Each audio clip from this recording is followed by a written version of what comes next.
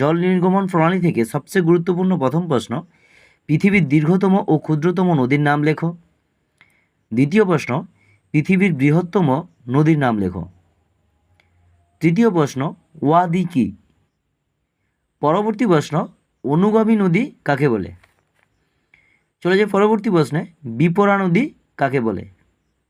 পরবর্তীতে জল নির্গমন প্রণালী বা আদি নদী নকশা বলতে কী বোঝো? পরবর্তী প্রশ্ন, বৃক্ষরূপী জল নির্গমন প্রণালী বলতে কী বোঝো? এবং সেই সঙ্গে পরবর্তী প্রশ্ন রয়েছে, নদীগ্রাস কী?